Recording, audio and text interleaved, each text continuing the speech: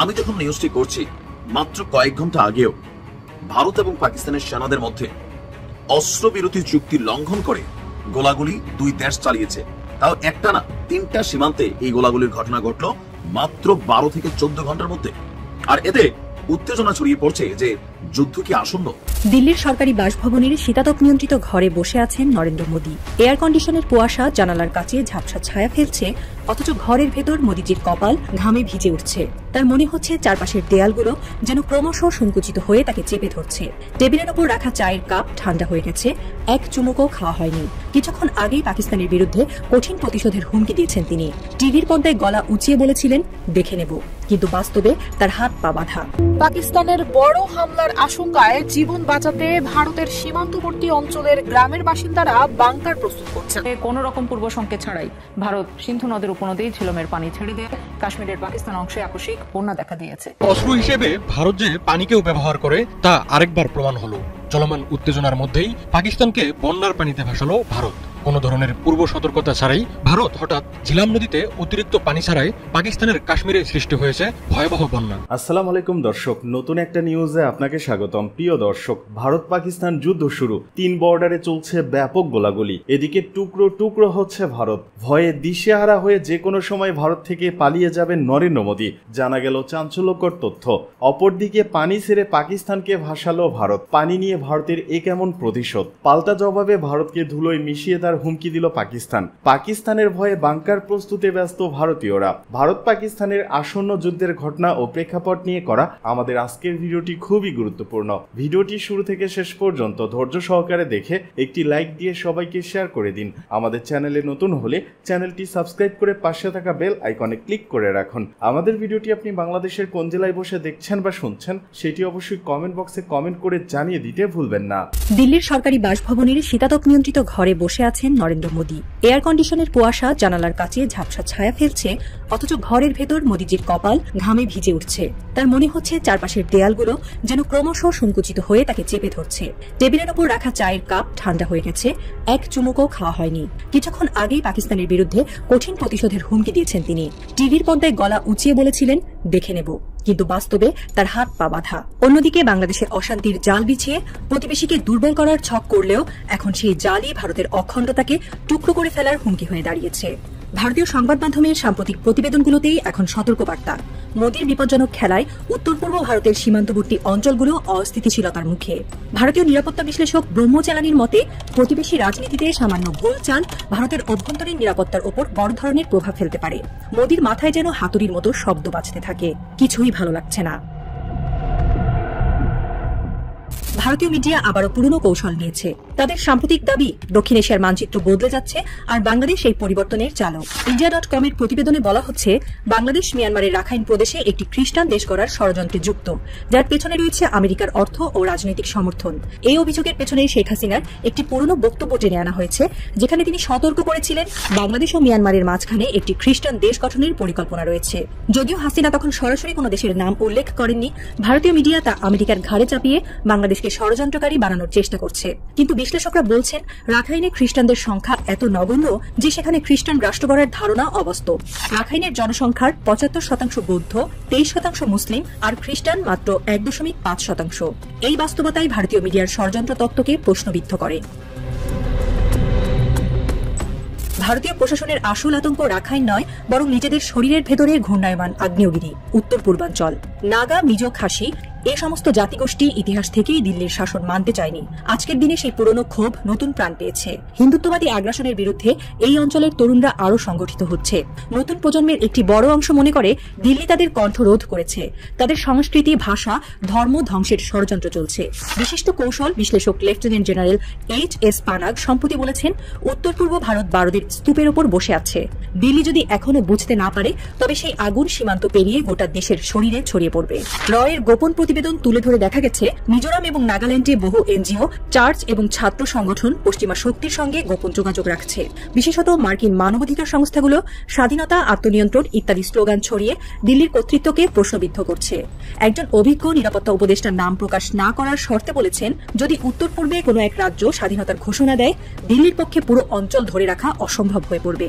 চীনা think tank Zhang ইউয়াং সতর্ক করেছেন, উত্তর পূর্ব ভারতের বিশৃঙ্খলা চীনের জন্য একটি স্বর্ণালী সুযোগ, বিশেষ করে ভারতের ভূ রাজনৈতিক বিস্তার ঠেকানোর ক্ষেত্রে। এই বাস্তবতার ভেতর মোদী সরকার যেন এক দোদুল্যমান দড়ির উপর হাঁটছে, এক পা ফসকালেই মহা বিপর্যয়। দক্ষিণ এশিয়ার মানচিত্র আজ আর শুধু ভারতের বা বাংলাদেশের খেলা নয়, এটি এখন আমেরিকা ও চীনের বৈরিতার একটি নতুন যুদ্ধক্ষেত্র। আমেরিকা চাইছে ভারতের উত্তর পূর্বাঞ্চল এবং বাংলাদেশের উপকূলীয় অঞ্চলগুলোয় নিজের প্রভাব বাড়াতে, বিশেষ করে খ্রিস্টান সম্প্রদায়ের মধ্যে গণতন্ত্র, মানবাধিকার, আত্মনিয়ন্ত্রণের অধিকার ইত্যাদি প্রচারণা চালিয়ে ভারত ও চীনের মধ্যে এক গভীর বিভাজন সৃষ্টি করা। অন্যদিকে চীন অন্যরকম এক চাল চালছে। রাখাইন রাজ্যে তারা আরাকান আর্মিকে সামরিক ও আর্থিক সহায়তা দিচ্ছে। তাদের লক্ষ্য রাখাইন অঞ্চলে একটি স্বায়ত্তশাসিত অঞ্চল তৈরি করে মিয়ানমারে নিজেদের অবদান বাড়ানো এবং একই সঙ্গে ভারত, বাংলাদেশ, চীন সীমান্তে একটি নতুন কৌশলগত বাধা তৈরি করা। বিশ্লেষকদের মতামত, আমরা চাই দক্ষিণ এশিয়ার দরজায় এমন একটি অঞ্চল গড়ে উঠুক যেটি ভারতের একচেটিয়া আধিপত্য চ্যালেঞ্জ করবে। অন্যদিকে আমেরিকান স্ট্র্যাটেজিস্ট ড্যানিয়েল মার্কি মনে করেন, উত্তর পূর্ব ভারতে যদি কোনো সশস্ত্র গণ অসন্তোষ দেখা দেয়, তা চীনের চেয়ে আমেরিকার দীর্ঘমেয়াদী পরিকল্পনার সঙ্গে বেশি সঙ্গতিপূর্ণ হবে, কারণ এতে ভারত দুর্বল হয়ে পড়বে, চীনও চাপে থাকবে। স্পষ্টতই দুই পরাশক্তি চীন ও আমেরিকা এই অঞ্চলকে দাবার ঘটি করে তুলেছে। আর মোদী, তিনি যেন দাবার বোর্ডে আটকা পড়া সেই রাজা, যার সামনে পেছনে ডান বাম সব দিকেই মৃত্যুর ফাঁদ পাতা। বাংলাদেশের কোনো আগ্রাসী উদ্দেশ্য নেই। রাখাইনের আরাকান আর্মির সঙ্গে তাদের সম্পর্ক আলোচনার মাধ্যমে এগোচ্ছে। মাছ ধরার নৌকা থেকে বাণিজ্য, সব ক্ষেত্রে পারস্পরিক সহযোগিতা রয়েছে। আরাকান আর্মি রোহিঙ্গাদের প্রত্যাবর্ষণের জন্য ইতিবাচক সাড়া দিয়েছে। তাহলে যুদ্ধের সম্ভাবনা কোথায়? ভারতীয় মিডিয়ার দাবি যে বাংলাদেশ আরাকান আর্মির বিরুদ্ধে লড়বে, তা বাস্তবতাবিহীন। বাংলাদেশের কোনো ভূখণ্ড তো দাবি নেই, আর ভূ রাজনৈতিক দ্বন্দ্বও নগণ্য। এই অভিযোগ ভারতের নিজস্ব ভয়ের প্রতিধ্বনি মাত্র। দিল্লির সেই শীতাতপ নিয়ন্ত্রিত ঘরে মোদী এখনো বসে আছেন। ঘড়ির কাঁটা টিকটিক করে এগিয়ে চলছে, কিন্তু তার মনে সময় যেন থেমে গেছে। পাকিস্তানের বিরুদ্ধে তার হুমকি শুধুই শব্দের ফানুস, বাস্তবিক কিছুই ঘটছে না। বাংলাদেশে অশান্তি ছড়ানোর পরিকল্পনা তার পায়ে বুমেরাং হয়ে ফিরে এসেছে। ভারতের উত্তর পূর্বাঞ্চল থেকে শুরু করে সীমান্তবর্তী অঞ্চলগুলো অস্থিরতার ছায়ায় ঢেকে যাচ্ছে। তিনি যে জাল বিছিয়েছিলেন, তাতে তিনি নিজেই আটকে গেছেন। হুমায়ুন আহমেদের উপন্যাসের মতো এই গল্পে মোদী এখন সেই চরিত্র যার হাত থেকে সবকিছু ফসকে যাচ্ছে। চোখের সামনে ভারতের অখণ্ডতার মানচিত্রে যেন ফাটল ধরছে।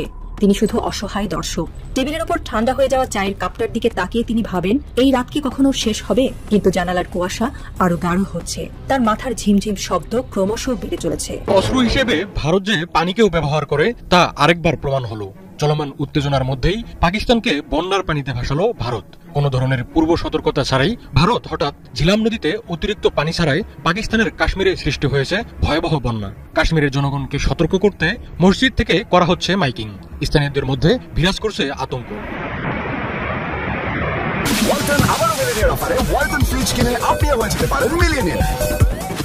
আজাদ কাশ্মীরের রাজধানী মুজফফরাবাদের বিভাগীয় প্রশাসন এক বিবৃতিতে জানায়, ভারত ঝিলাম নদীতে স্বাভাবিকের চেয়ে বেশি পানি ছাড়ার কারণে এই আকস্মিক বন্যা দেখা দিয়েছে। পাকিস্তানের স্থানীয় সংবাদ মাধ্যম দুনিয়া নিউজ জানায়, পাকিস্তানকে অবহিত না করেই বিপুল পরিমাণ পানি ছেড়েছে ভারত। এতে হু হু করে ঝিলাম নদীর পানি বেড়ে যায়। বন্যার বিষয়ে সতর্ক করতে মসজিদ থেকে স্থানীয়দের মাইকিং করতে শোনা গেছে। এতে নদীপাড়ের মানুষদের মধ্যে দেখা দিয়েছে আতঙ্ক। ঝিলাম সিন্ধু নদীর একটি প্রধান উপনদী, যা দুই দেশের মাঝে দীর্ঘদিনের চুক্তির আওতাভুক্ত। এই নদীর পানি ভারত নিয়ন্ত্রিত কাশ্মীরের অনন্তনাগ হয়ে পাকিস্তানের চাকোটি দিয়ে প্রবেশ করেছে। গত মঙ্গলবার ভারত নিয়ন্ত্রিত কাশ্মীরের পেহেলগামে বন্দুকধারীদের অতর্কিত হামলায় 26 জন পর্যটক নিহত হন। পাকিস্তানের উপর এই হামলার দায় চাপিয়ে 65 বছরের পুরনো সিন্ধু পানি চুক্তি বাতিলের ঘোষণা দেয় ভারত। একতরফাভাবে চুক্তি থেকে বের হয়ে যাওয়ার ঘোষণাকে স্বাভাবিকভাবে নেয়নি শেহবাজ শরীফের পাকিস্তান। জবাবে সিন্ধু পানি চুক্তি বাতিলে ভারতের সিদ্ধান্তকে যুদ্ধ ঘোষণার শামিল হিসেবে বিবেচনা করছে দেশটি। যেকোনো মূল্যে পানির ন্যায্য হিস্সা প্রাপ্তির বিষয়টি রক্ষার ঘোষণা দেয় পাকিস্তান। সিন্ধুর পানি ইস্যুতে বিভেদ ভুলে একাট্টা হয়েছেন পাকিস্তানের রাজনীতিকরা। নরেন্দ্র মোদীর ভারতের দিকে একের পর এক হুমকি ছুড়ে দিচ্ছেন পাকিস্তানের রাজনীতিক ও কূটনীতিকরা। পাকিস্তান পিপলস পার্টির নেতা বিলওয়াল ভুট্টো হুঁশিয়ারি দিয়ে বলেছেন, সিন্ধু দিয়ে হয় পানি প্রবাহিত হবে, না হয় ভারতীয়দের রক্ত বইবে। কেউ কেউ বলছেন, পানির ন্যায্য হিস্সা বুঝে নিতে পাকিস্তান ভারতের উপর পারমাণবিক অস্ত্র ব্যবহারেও দ্বিধা করবে না। আজাদ কাশ্মীরের মুখ্যমন্ত্রী চৌধুরী আনোয়ারুল হক বলেন, পাকিস্তান পারমাণবিক শক্তিধর দেশ। ভারত যদি কোনো আগ্রাসন চালায়, তাহলে পাকিস্তান চূড়ান্ত জবাব দেবে। সিন্ধুর পানি ঠেকাতে যখন নরেন্দ্র মোদী সরকারের প্রস্তুতির কথা শোনা যাচ্ছিল, ঠিক তখনই হঠাৎ পাকিস্তানের কাশ্মীরকে বন্যার পানিতে ডোবালো ভারত। অস্ত্র হিসেবে পানির ব্যবহার ভারতের নতুন ঘটনা নয়। গত বছরের আগস্টে কোনো পূর্বাভাস ও সতর্কতা ছাড়াই ত্রিপুরার ডুম্বুর বাঁধের বাংলাদেশমুখী গেট খুলে দিয়েছিল ভারত। ফলে আকস্মিক বন্যায় ডুবে যায় বাংলাদেশের ফেনী, নোয়াখালী, কুমিল্লা, খাগড়াছড়ি সহ 8 জেলার বিস্তীর্ণ এলাকা। ভয়াবহ বন্যার কবলে বিপর্যস্ত হয়ে পড়ে লাখ লাখ মানুষ। আন্তর্জাতিক নিয়ম নীতির তোয়াক্কা না করে ভারত নিজের খেয়াল খুশি মতো নদীর পানি নিয়ন্ত্রণ করায় দীর্ঘদিন ধরে ভুগছে বাংলাদেশ। পাকিস্তানের বড় হামলার আশঙ্কায় জীবন বাঁচাতে ভারতের সীমান্তবর্তী অঞ্চলের গ্রামের বাসিন্দারা বাংকার প্রস্তুত করছেন। ভারত নিয়ন্ত্রিত জম্মু কাশ্মীরের পেহেলগামে 26 জনকে হত্যার ঘটনায় ভারত পাকিস্তানের মধ্যে উত্তেজনা ক্রমশ বাড়ছে। এর মধ্যে সীমান্তে দুই দেশের সেনাদের মধ্যে একাধিকবার গুলি বিনিময়ের ঘটনাও ঘটেছে। ভারতীয় সংবাদ মাধ্যম ভাস্কর লাইভ জানিয়েছে, জম্মু কাশ্মীরের পুঞ্জ বিভাগে বেশি উত্তেজনা তৈরি হয়েছে।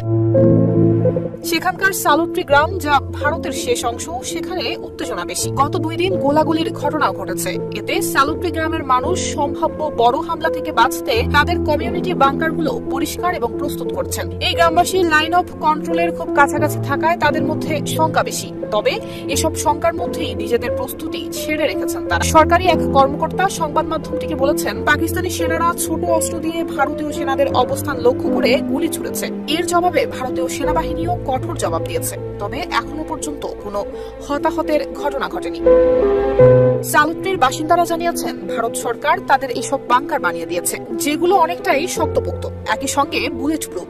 এছাড়া এগুলো গোলাবর্ষণের সময়ও নিরাপত্তা দেবে। বাংকারগুলো তৈরি করা হয়েছে মাটির 10 ফুট নিচে। গ্রামের এক বাসিন্দা বলেন, আমরা সীমান্ত এলাকায় বাস করি। প্রধানমন্ত্রী নরেন্দ্র মোদী বেসামরিকদের জন্য যেসব বাংকার দিয়েছেন, এগুলো খুবই শক্তিশালী, বুলেট প্রুফ এবং মাটির 10 ফুট নিচে। এগুলোর ভেতরে কোনো ঝুঁকি নেই। আমরা প্রধানমন্ত্রীর কাছে খুবই কৃতজ্ঞ, কারণ এখানে আমরা খুবই নিরাপদ বোধ করি।